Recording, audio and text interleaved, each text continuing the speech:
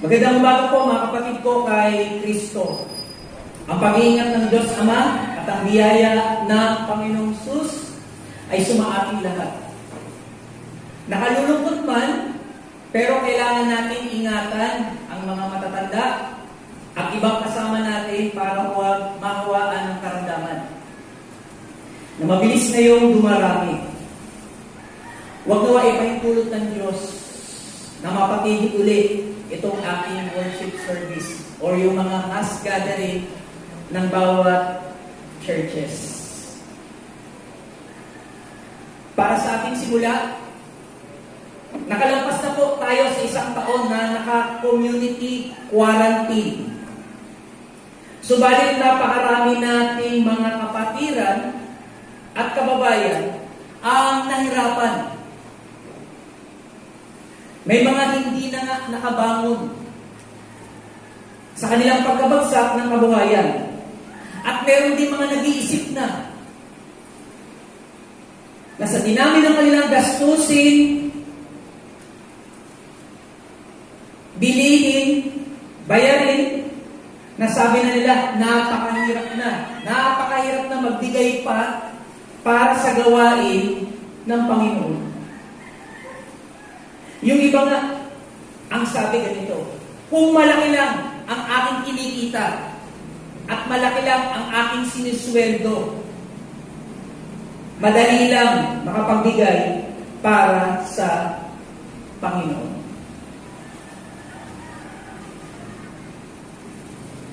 Sabi sa unang Timoteo chapter 6 verse 10 sa ang Biblia, sapagkat ang pag-ibig sa salapi ay ugat ng lahat ng uri ng kasamaan, na ang ilan na nasa rito ay napalayo sa pananampalataya. Sabi sa dulo, at tinusok ang kanilang mga sarili ng maraming kalungkutan.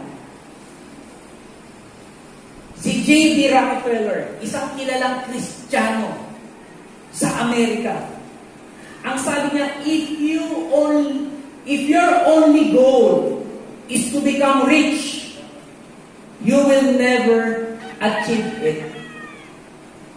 Dahil wala namang kasiyahan ng tao. Sa totoo, walang kontento ang tao. Kaya imposible ka talagang yumaman. Pakinggan niyo ang mensahe ng Diyos upang malaman. At ang God's message today is the key to financial blessing or the keys to financial blessing. Kung makikita ninyo yung ating poster, andito yung S. The keys to financial blessing. O ang mga susi sa pagpapala sa pananalapi. Na matatagpuan natin yan sa Marcos chapter 3, verse 7 to 12. Tayo muna ay minsan pa lumapit sa ating Panginoon. Mapagpalang Ama, alam namin na gusto mong pagpalain ang bawat isa sa amin. Subalit nahahadlangan lamang ito kapag sinusuway ka namin. Tulungan mo po kami, O Santong Espiritu, na makita namin ang mga susi upang makapasok kami sa tunay na pagpapala sa pananalapi. Bigyan po kami ng malambot na puso para matanggap ang anumang pagtutuwid na ihahatid sa amin mula sa turo ng Biblia. Tanggapin po ninyo, Ama, ang aming panalangin alang-alang sa pangalan ng sinampalatayanan namin, ang Panginoong Jesus. Amen.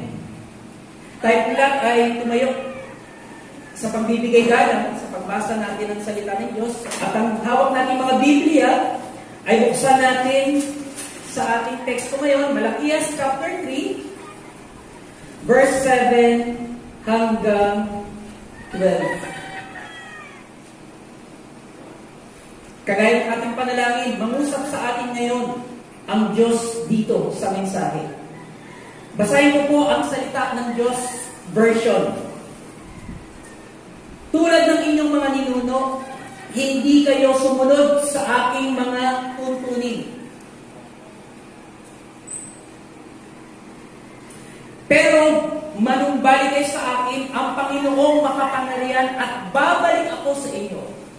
Pero nagtatanong kayo, paano kami makakapanumbalik sa inyo? Magtatanong din ako sa inyo, maaari bang nakawan ng tao ang Diyos? Parang imposible. Pero ninanakawan ninyo ako. At nagtatanong pa kayo, paano namin kayo ninanakawan? Ninanakawan ninyo ako dahil hindi ninyo ibinibigay ang inyong mga ikapo at mga handog. Yan ang dahilan kung bakit ko isinumpa ang buong bansa. Pero ngayon, hinahamon ko kayo na subukin ninyo ako, ang Panginoong makapangyarihan.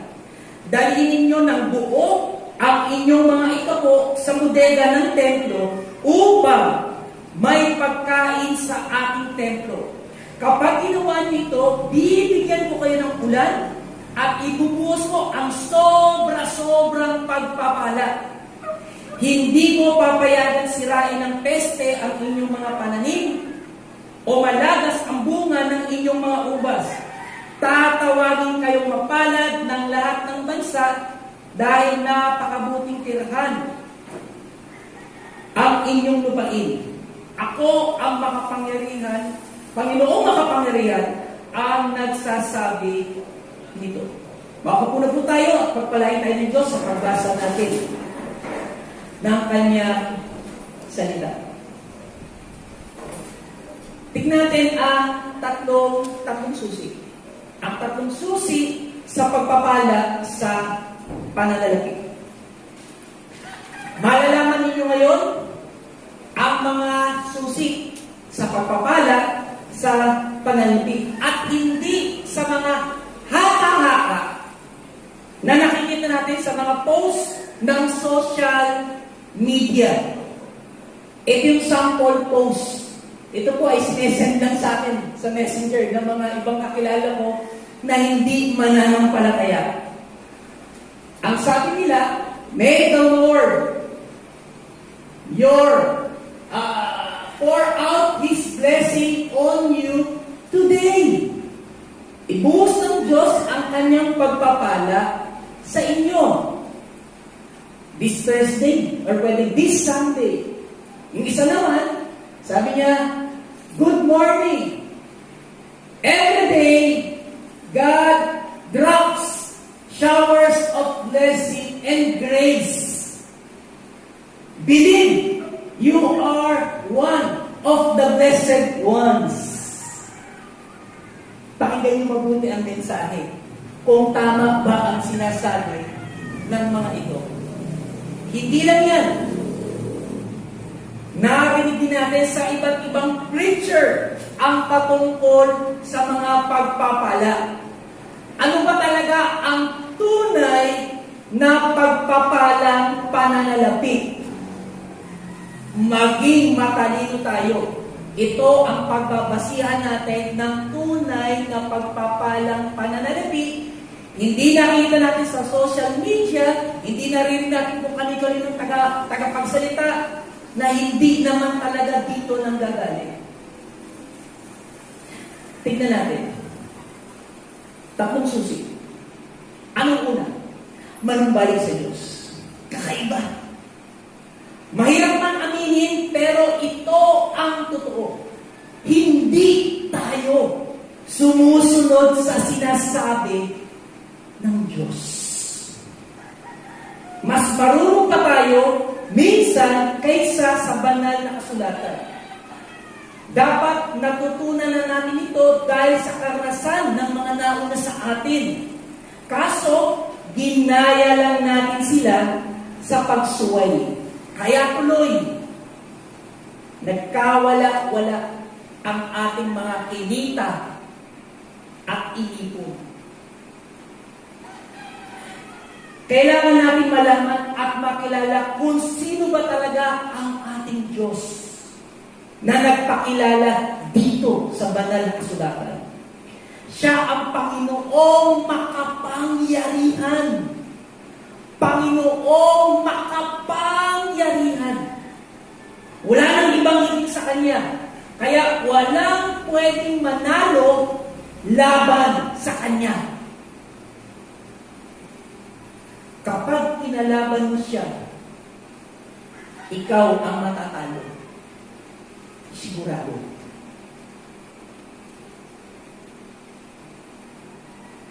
Ito pa ang isang mahirap. Pakinggan mo mabuti mga kapatid. May mga Kristiyano, hindi nila alam na sila ay lumalabag na sa gusto ng Diyos. At ang akala nila, tama pa sila. Tingnan natin talaga. Sabi sa verse 7, tulad ng inyong mga ninuno, hindi kayo sumunod sa akin mga tuntunin. Manumbalik kayo sa akin ang Panginoong makapangyarihan at babalik ako sa inyo. Babalik ako sa inyo. Manumbalik kayo sa akin. Nakakatakot yung ang alam mo, wala kang problema. Pero ang totoo, napakalaki na pala. Walang maayos o mababago sa iyo kapag hindi ka naging sensitibo dito. Anong sabi ng Lord? Manumbalik kayo sa akin at babalik ako sa inyo. Sabi nga ni Santiago chapter 4, verse 8, isulat ninyo, meron naman kayo mga panulat. Sa Filipino Standard Version, ganito pong sabi sa Santiago, lumapit kayo sa Diyos at lalapit siya sa inyo. Naalala po ba ninyo yung prodigal son? Yung walang utang na loob na anak. Siya ang bumalik sa tatay niya. Matapos siya mapagtanto sa malaking pagkakamali. At hindi siya, tandaan nyo, hindi siya sinundo ng tatay niya. Kaya unawain mabuti. Kayo ang babalik at lalapit sa Diyos. Ano sinasabi ng mga preacher? Hindi kayo aamuin ng Diyos. Di ba liwanag na sinabi? Manumbalik kayo sa akin, sabi ng Panginoon, babalik ako sa inyo. Ano sabi ni Santiago?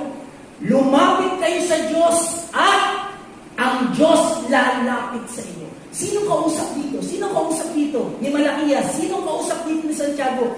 Di ba tayong Kristiyano? Tayo ang babalik dahil tayo ang lumayo. At hindi siya yung Diyos na hahabol-habol, asalaan ako. Hindi siya ganoon. Pero niluloko tayo ng iba. Diyos ang nagsabi, bumalik kayo sa akin. Babalik ako sa inyo.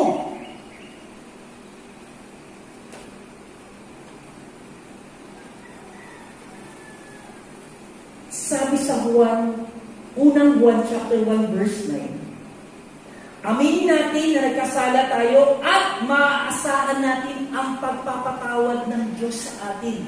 Dahil ang Diyos mapagpatawad, kaya hindi nakakaya lumapit sa Kanya. Hindi nakakaya manumbalik sa Kanya. Dahil ang pangako niya, babalik siya sa atin. Patatawarin niya tayo sa ginawa nating kasalanan. At yan ang unang susi.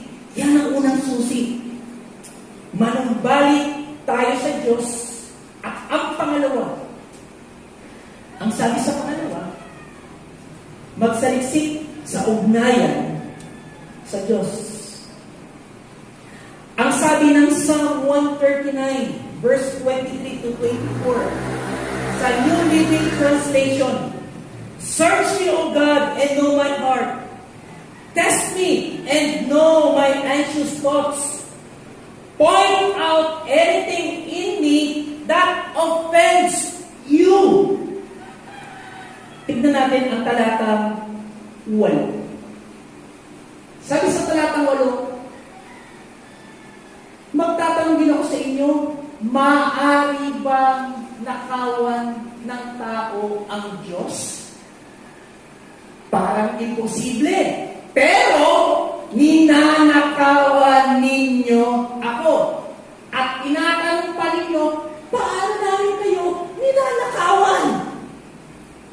Ang hindi ng salita na ginamit dito. Galit tayo sa magnanakaw. Totoo yung kasabihan ng Pilipino. Galit ang magnanakaw sa kapwa magnanakaw. Huli na, ayaw pang umamin. Pakinggan nyo ang Roma.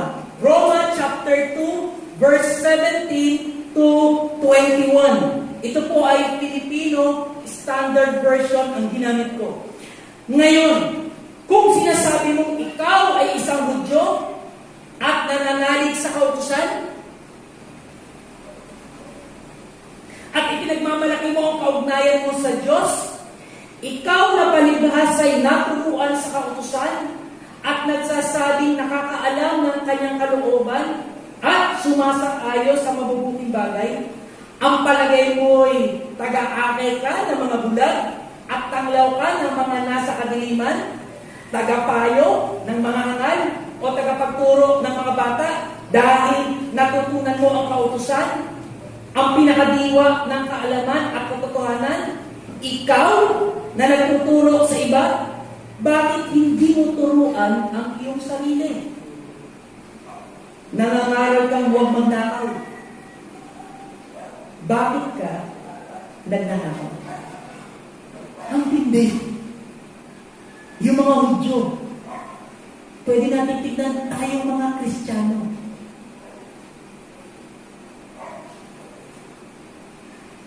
Exodo chapter 20, verse 15. Ikawalong utos, huwag kang magnanakaw. Bakit ba nagnanakaw? Di kaya kinakapos, kaya nagagawa itong pagnanakaw? Or, meron kasing ayaw bitawan, kaya nagkaganyan. Meron ayaw bitawan. Sabi ni J.D. Rockefeller, siya yung ginagamit ko dahil Kristiyano ito. He is a good example of giving to the Lord. Ang sabi niya, don't be afraid to give up the good to go for the great. Yang hawak ninyo, good yan. Good yan hawak ninyo. Pero, kapag binitawan mo at ibinigay yung good na hawak mo, papalitan niya ng great. Naintindihan ba ninyo? Ano ngayon ang mapapala mo kung gagawin mo ito? Binitawan mo ang good, papalitan ng great. Bitawan mo maliit, papalitan ng malaki. Anong gusto mo? Manatili ang maliit o palitan ng malaki?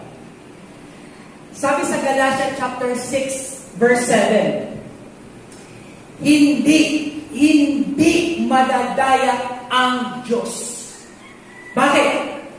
Makapangyarihan siya sa lahat. Makapangyarihan siya. God can do anything because He is powerful. Kaya hindi ako magtataka yung good kaya niyang gawing great.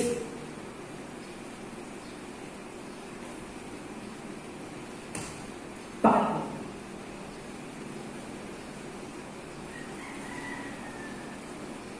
Magbalik ng buong mga ikapo at handog sa Diyos.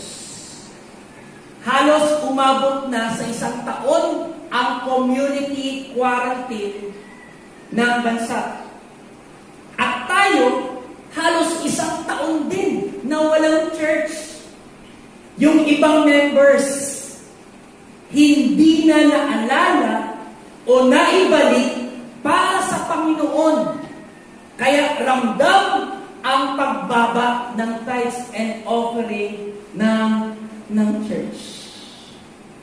Loobin sana ng mga nakalimot, ibalik ang inyong handog, ang inyong ikapok ng buo sa Panginoon.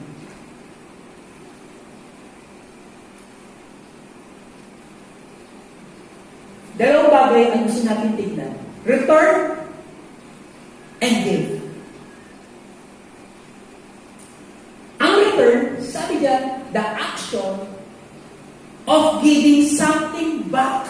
Kaya ang tawag natin, ibabalik. Pag nanghiram ka, ibalik mo. Kasi hiram yan. Hindi sa'yo yan. Pero ano ba yung give? Ang give, sabi ang give, freely transfer the possession of something to someone. Bukal sa loob, ibibigay mo ang nasa'yo sa isang hindi iba o ibang tao. Sa'yo yan. Hindi na akin to. Sa'yo na yan. Ito, sa'yo na ito. Naiintindihan po ba ninyo? Iba ang tithes, iba ang offering. Baka akala ninyo, pareho ito. Baka hanggang ngayon, iba sa atin. Di ba, pastor, pareho lang yun? Hindi siya pareho. Sinabi ng Biblia, magkaiba. Ngayon, tignan po natin ng maliwanag dito sa banal na kasulatan. Kung hindi ibabalik ang tithes ng buo at hindi ibibigay ang handog ng buo, kundi binawasan pa pareho, pagnanakaw na ito sa Diyos. Pagnanakaw na ito sa Diyos. Parang imposible, pero sabi sa Malakias, posible. Dinaig pa natin sinupin. Trending ngayon, sinupin. Dinaig pa ng Kristiyano sinupin, dahil ang Kristiyano ang nakakapagnakaw lamang sa Diyos. Tithing.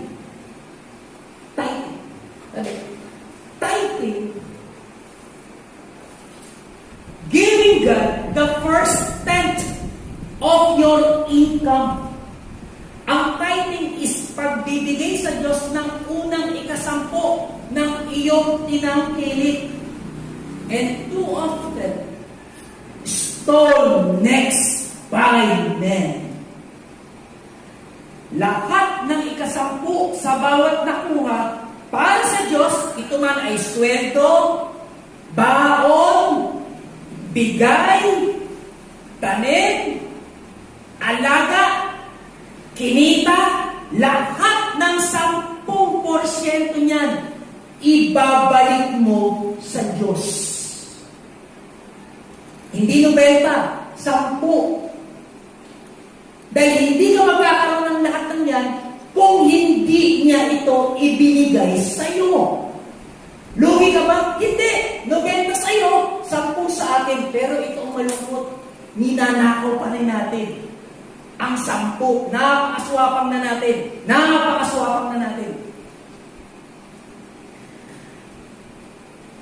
Sabi sa awit 76:11. Gusto ko makita niyo ba? Awit 76, verse 11, ang salita ng Diyos. Mangako kayo sa Panginoon na inyong Diyos at tuparin ito. Ang pangako, tuparin.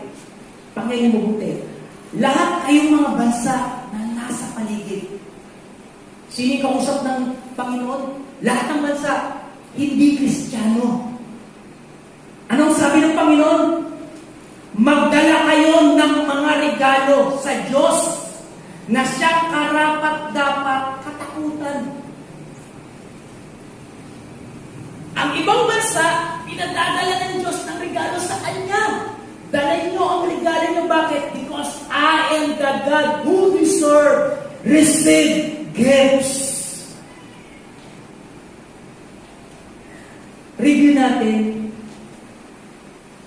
ang sinasabi ng salita ng Diyos. Sa Levitico chapter 1, verse 7, sinasabi doon, chapter 1, verse 7, napakahaba. Magdala kayo ng handog para sa inyong kasalanan dahil nagkakasalat tayo. Magdala kayo ng handog para sa inyong ani na pinagpala kayo. Handog ang pinag-usapan, hindi tithes. Magdala kayo ng handog na hayop na papatayin bilang pasasalamat sa Diyos. Magdala kayo ng handog para sa inyong kapatawaran sa kasalanan. Magdala kayo ng handog para sa buong bansa. Magdala kayo ng handog para sa Panginoon. Napakaraming handog. Hindi isa, ang dami. Kaya palang sinasabi ng Panginoon, dalhin ng buo ang mga handog ninyo sa akin. Lahat ng pangakong handog, dalhin ninyo sa akin. Leviticus chapter 27. Ito, babasahin ko. Sa mabuting balita. Leviticus chapter 27, starting verse 30. Lahat ng ikasampung bahagi, maging binhi o bunga ng pananim, ay nakalaan kay Yahweh. 32, tanong tayo. Isa sa bawat 10 alagang hayop ay nakalaan para kay Yahweh. Ang bawat ikasampung tupa o baka na magbibilang ay para kay Yahweh. 33. Hindi iyon dapat suriin ng may-ari kung masama o hindi. Bulag pilay ikasampu yun sa Panginoon yun. Sabi nga dito, hindi rin yun maaaring palitan. O kung ito'y mapapalitan, pakinggan nyo mabuti, sundan sa Bible nyo, ang ipinalit at pinalitan ay parehong ilalaan kay Yahweh.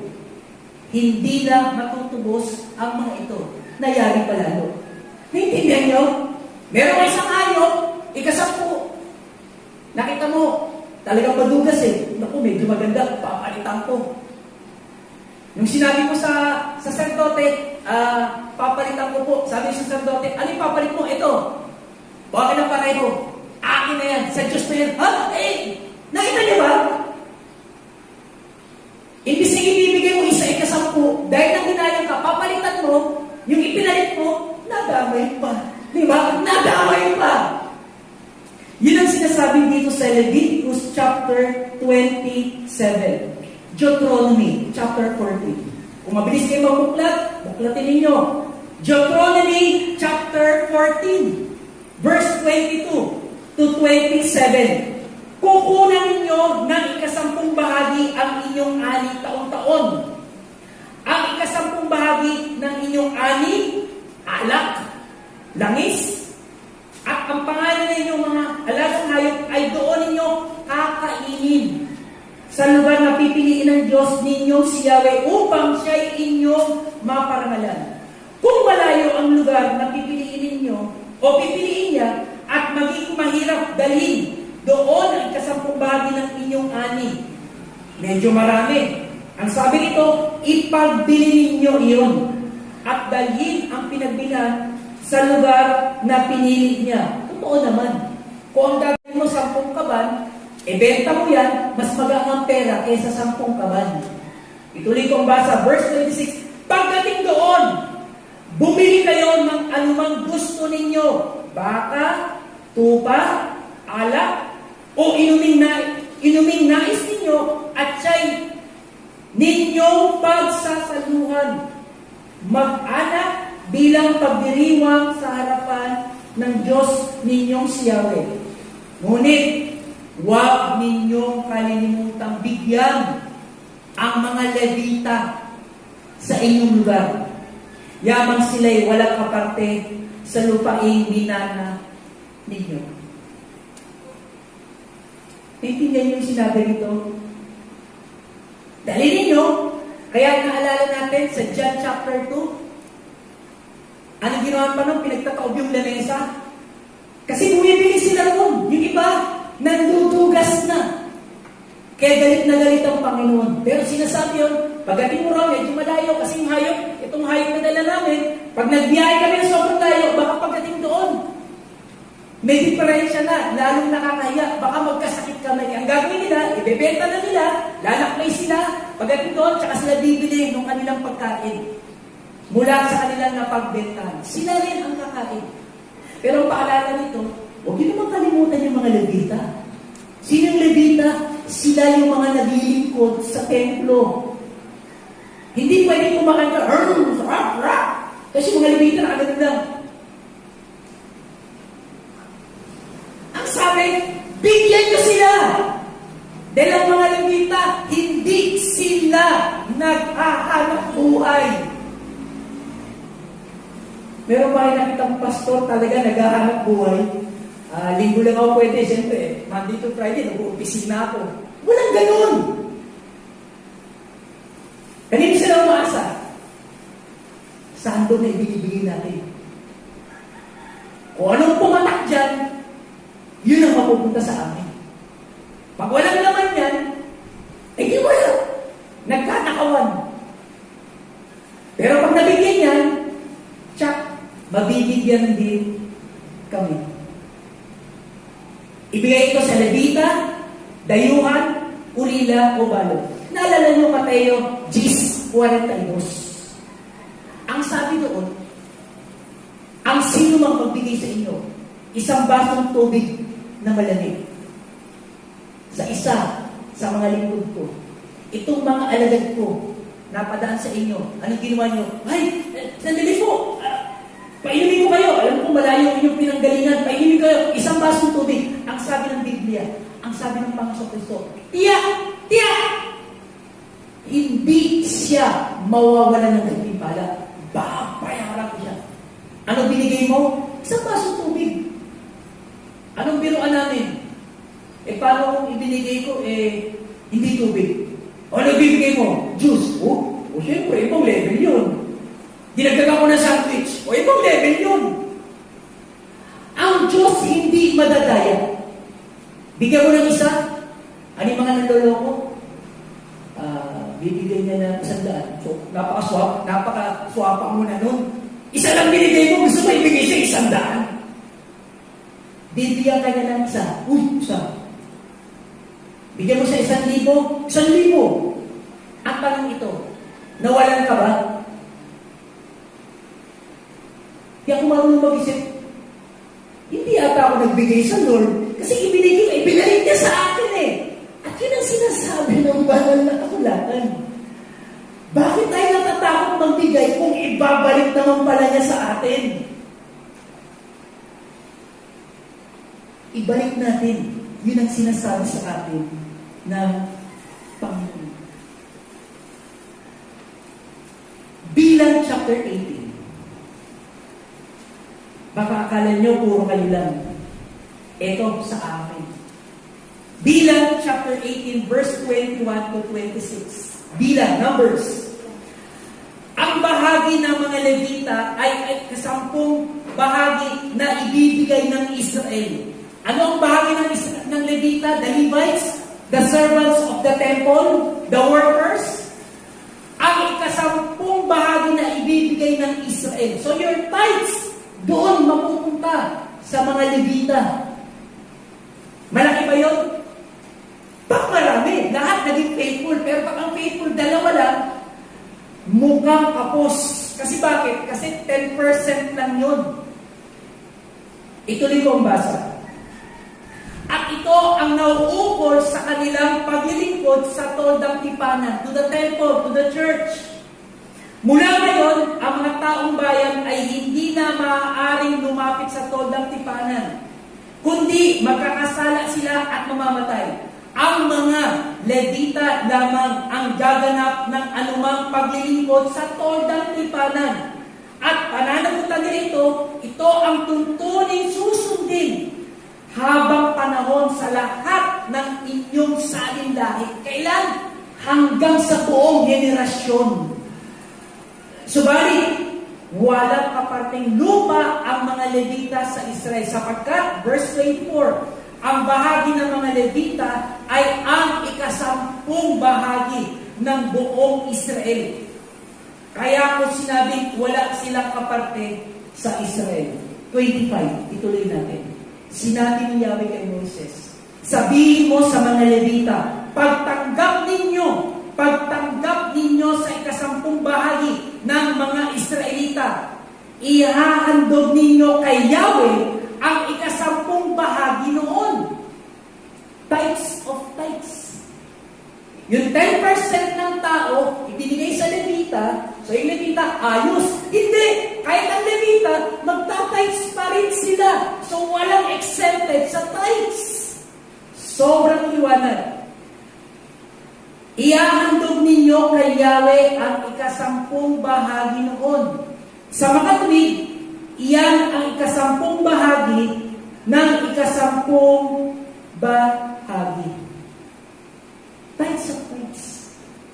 Even the Levites are not exempted. Everybody, to those who believe on the Lord, magbibigay ka. Wala kang trabaho, may bakong ka, di ba? Kung may nagbigay siya, lahat ng natatanggap po, ano man yan, napamaskuhan, regalo, balato, 100, bawas ng 10% kay Lord yan. Kasi hindi ka naman babalatuhan kung hindi ka naalala eh. Kaya ka naalala, pinaalala ni Lord. Balatuhan mo si ganyan. Kaya ikaw naman tuntua, may pambili na ako. Oops, dapat alisto, 10 para kay Lord. Para ayos.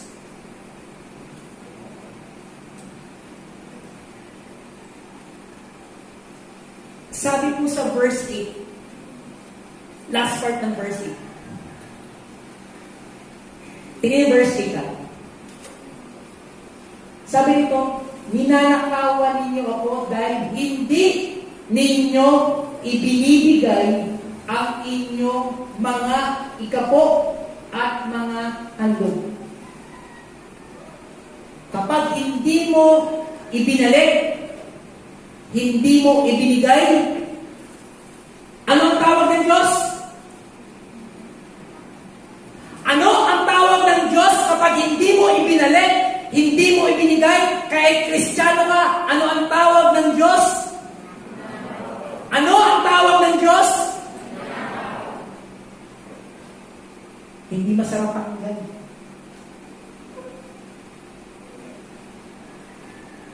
Sabi po sa New Living Translation, verse 8, New Living Translation, you have cheated me of the tithes and offerings due to me. Bakit nga ba, makinig kayo mga kapatid, bakit nga ba kapag due date na ang mga bayarin, ang bills natin, takot na takot tayo na hindi ito bayaran? Pero ang tithes and offering, patigasan. Due to me. Sabi ng Panginoon, New Living, ibalik mo ang due to me. Pero tayo, pag due date, bayaran mo yan, takot na takot. But the Lord, we have dues to give. Pero patigasan. Ang kapal ng mukha.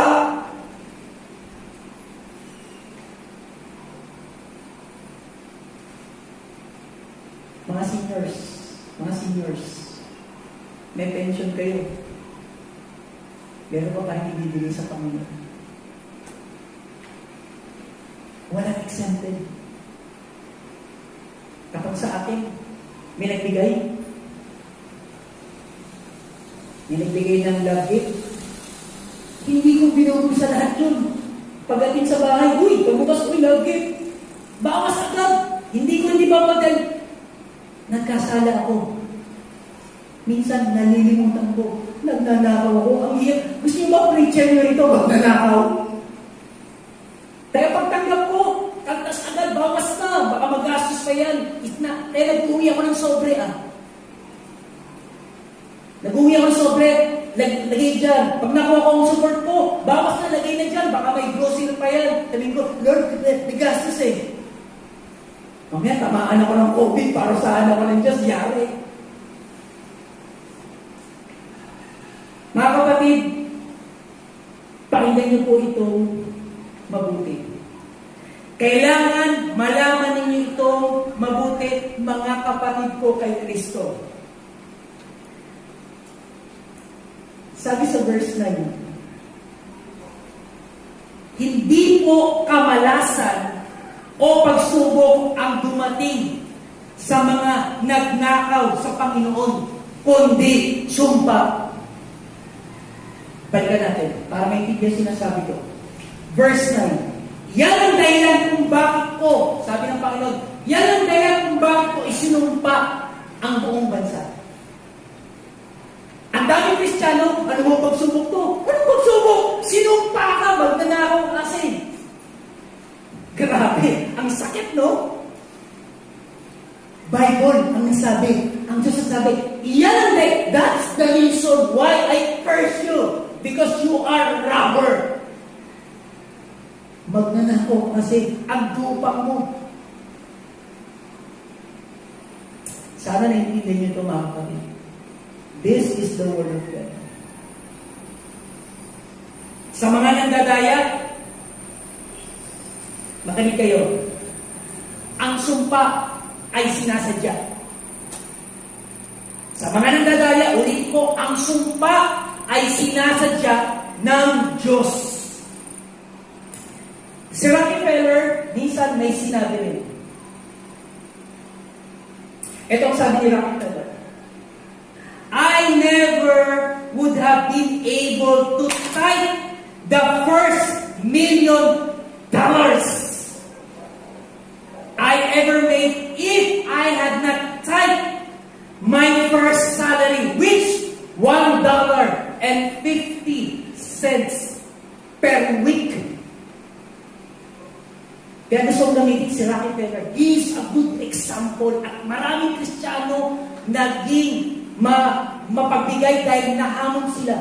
Si Rockefeller, siya yung unang nagbigay ng $1 million. Itong tao to, matagal niya siya nabuhay. Isipin niyo, $1 million sa panahon ni Kopong-Kopong, sobrang laki nun! Bakit? Nagsimula siya sa 150. Ang sweldo niya sa isang linggo, 15 pesos. Magkano ikaw po? 150. Linggo-linggo, nagbibigay siya ng 150. Magkano lang pera niya? 1350. At yun ang ipinagkakasa siya. Hindi siya nang bubulang. Kaya nagbigay siya ng 1 million, hindi niya ramdam. Bakit? Sanay ako magbigay ng 10%. Kahit malaki binigay, iba sa atin, natataranta na eh. Pag nakatanggap na ng 100,000, 10,000 pesos, tuloy, malaki yan, marami mo bibili dyan ah. Pero pag sanay ka magkantas lagi ng 10%, kahit malaki yan, kung 1 million na yan, hindi mo masasaktan kahit ibigay mo 100 million. Di ba alam niyo naman, itong church natin, may nagbigay dito, may nagbibigay, at hindi siya nangihinayang sa kanyang pagbibigay. Because he knows who God he served. Alam niya eh. Alam niya eh. Ibigay mo, ibalik mo ang para sa Panginoon. Ngayon, tignan natin. Bakit naging mainam ang buhay kapag natutong magbigay? Ulitin ko. Ang marunong magbigay, nabubuhay ng mainam. Hindi ako nagsabi. Balikan natin ang sinasabi ng Bible. Bakit naging mainam ang buhay kapag natutong magbigay? Basahin yung talata. Basahin yung talata. Sabi dito, verse 10. Starting verse 10. Pero ngayon, hinahamon ko kayo na subukin ninyo ako, ang Panginoong makapangyarihan. Dalhin ninyo ng buo ang inyong mga ikapo sa bodega ng templo upang may pagkain sa aking templo. Gusto natin may kape, gusto natin may biskwit, Gusto niyo ba sandwich? Siyempre naman, Pastor. Magbigay kayo. Kasi diyan kukunin ang pambili. We are not soliciting somebody. Mayor, solicit naman. Hindi tayo ganoon. Yung ibibigay natin, dalhin daw sa templo, sa bodega ng templo. Para mayroong magamit. Ituloy ko pa. Sabi rito, ang inyong mga ikapo sa bodega ng templo upang may pagkain sa akin. Kapag ginawa ninyo ito, bibigyan ko kayo ng ulan at ibubuhos ko ang sobrang pagpapala. Hindi iwiwisik, itataob, ibubuhos. Hindi ko papayagan, verse 11, sirain ng peste, yung mga peste niyan, ang inyong mga pananim o malagas ang bunga ng inyong mga ubas. Hindi ko papayagan. Ang daming natatakot. Naku, paano ba? Makinig mabuti! Makinig kayo mabuti! Ano ba ito nakatakot? Naku, Lord, maglalako, maghipitan, magsasara. Makinig mabuti! Sabi ng Lord, hindi ko papayagan. Ang tindi, naintindihan niyo mga kapatid. Magnakaw ka, tapos ka. Magtapat ka, kapos na. Ang sabi ng Biblia, ang sabi ng makapangyarihang Diyos, hindi ko papayagan. Lumubog ka. Hindi ko papayagan magsara ka. Hindi ko papayagan mamulubig ka. Ano ibibigay mo sa akin pag namulubig ka? Tama ba? Yun ang thinking. O ano, hindi ako pwede sa ng Panginoon, anong ibibigay ko sa Kanya? But the more the Lord bless you, siyempre, ang tugon natin, the more we give to the Lord. Verse 12. Tatawagin kayong mapalad ng lahat ng bansa dahil napakabuting tirhan ng inyong lupain. Ako, ang Panginoon makapangyarihan, ang nagsasabi nito. Sobrang liwanag. Diyos ang nagsasalita ngayon. Hindi ako. Pag ako, yabang. Pero ang Diyos, hindi. Nagpakilala siya. Who is He? The Lord Almighty. Nakita niyo ba ang susi sa pananalapi? Kaya pag naghihirap ka, ang dali lang na sa Lord, magbinawa ka kasi. Kasi ito ang mensahe na yun. Kaya strong siya. Hindi siya ng baby. Tignan natin. 4. Isa-isayin natin. Number 1. Sabi sa verse 10, hindi lang concern ang pamilya, kundi pati ang iglesia. May family, may 5 akong anak, nag-aaral, may pangailangan, may gastusin. But, I have a church. Hindi lang ako may pamilya. Meron akong iglesia, tayo. And I have to bring my tithes to the Lord. Hindi lang po ang ating pamilya. Meron pa tayong isang iglesia na hindi rin natin pwedeng pabayaan. Number 2, hindi na isasara ang langit. Verse 10, nakita niyo naman, di ba? Hindi ko isasara. Listen, pakinggan niyo mabuti. Anong sabi ng Diyos? Hindi ko isasara. Ha? Ibig sabihin ba, Lord, ikaw ang nagsara? O, narinig mo naman, di ba? Hindi ko isasara. Bakit ko isinara? Andupang mo eh. Subukan mo na yung makipaglaro sa madugas. Di ba, titili ka? Ayoko na, dadaya ka eh. And it's the same with the Lord. Kung ang Diyos ang nagsara, siya rin ang pwedeng magbukas. Number 3, hindi na ipagkakain, kundi makakamit ito pagpapala. Verse 10, pare.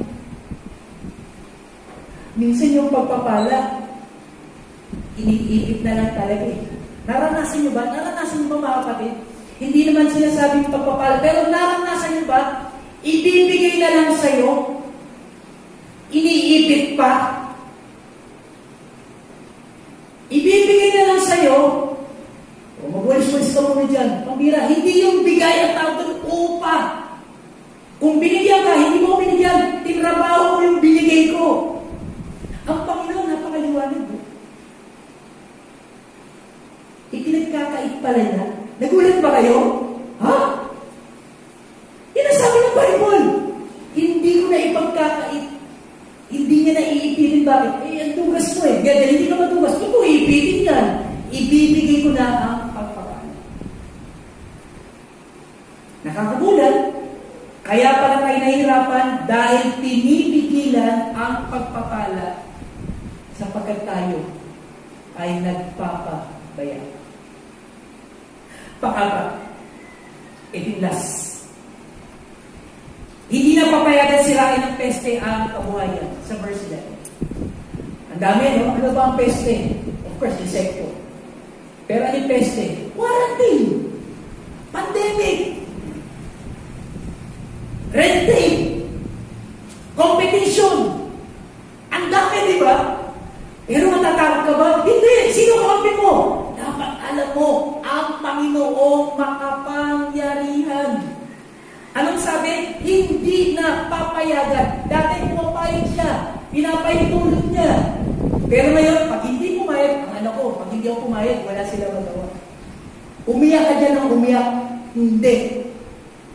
Pero pag gusto ko, wala nang effort, wala nang lambing-lambing, diretso na bakit gusto ko eh. Pero pag ayaw ko, umiyak ka kung gusto mo. Pinapahintulot ng Diyos ang anumang pahirap na dumarating sa atin kapag tayo lamang ang sumusolo sa sarap. Bilang conclusion, huwag tayong magnakaw sa Diyos.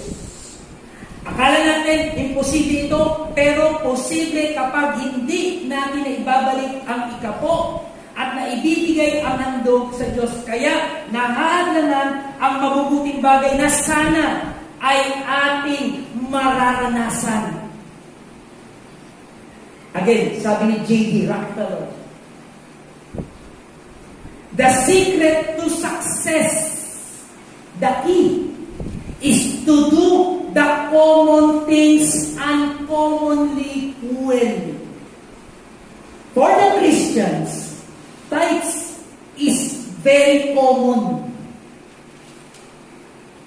Dapat alam mo na common yan. Ang problema, naging uncommonly well. Magkano ba talaga? Di ba parang, hindi mo kasi naiintindihan. Hindi mo naiintindihan. Anong narinig natin? Manumbalik tayo sa Diyos. Saliksikin natin ang ating ugnayan sa Diyos at ibalik natin ng buo ang ikapo at ibigay din ng buo ang ating mga pangakong handog sa Diyos. Sa ganitong pagtugon, ay mararanasan natin ang mainam na buhay at tatawagin pang mapalad ng ibang nakakaalam. Kaya yung mga nagpo-post sa FB, awang-awa talaga ako eh. Awang-awa ako. Sana naiintindihan ninyo ako. Naiintindihan ninyo ang mensahe ng Diyos. Ibalik ninyo ng buo ang inyong ikapo. At ibigay ninyo ng buo ang lahat ng ipinangako nyo sa Panginoon. Panginoon, magbunga lang itong aming mangga. Bibigyan kita ng bonus. Ibigay mo yung bonus. Huwag mo sabihin na, magkano mangga ngayon? Nakanagig tayo. Huwag tayong suwapang. Kung walang ulan, walang lupa, saan mo itatanim ang mangga mo? Dapat ganun tayo mag-isip. Advance tayo mag-isip. Si Woodrow Kroll, ito ang sabi niya. Grateful people give out of a heart of love not out of a sense of duty. Makinig. Ang taong may utang na loob ay nagkakaloob mula sa puso at hindi dahil obligado.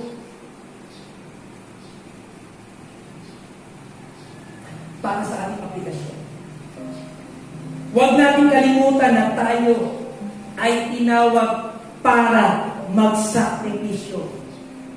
Upang malaman natin na ang Diyos ay laging tapat sa atin.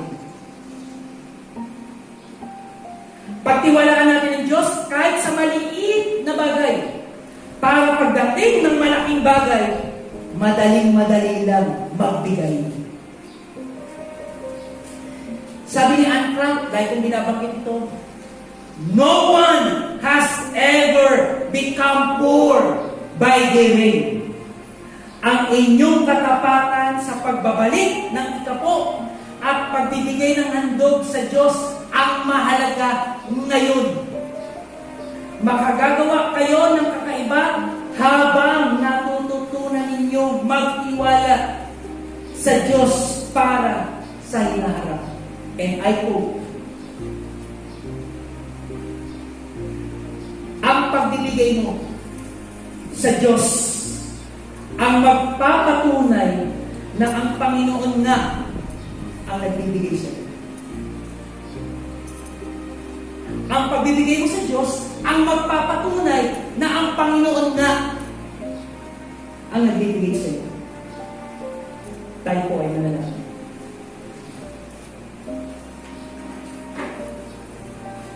Wala po kami naitatago sa inyo, Panginoon. At hindi na kami mangangatwiran pa. Sapagkat maliwanag ang sinabi mo sa amin ngayon, patawarin mo po kami sa mga pagnanakaw namin sa iyo. Masyado kaming nadala ng pagiging makasarili. Kaya ngayon, ibabalik namin ng buo ang para sa iyo at ibibigay din namin ang anumang ipinangako naming handog sa iyo. Nais naming parangalan ka sa pamamagitan ng ganitong paglilingkod. At nagtitiwala po kami, gaya ng inyong pangako, hindi mo, Panginoon, isasara ang langit at ibubuhos mo, Panginoon, ang sobrang pagpapala. Tunay na ikaw lamang ang Panginoong makapangyarihan. At dapat kang tumanggap ng aming mga handog. Ikaw ang siyang nagligtas sa amin. Sa iyo lamang ang aming parangal. Ito po ang aming dalangin sa pangalan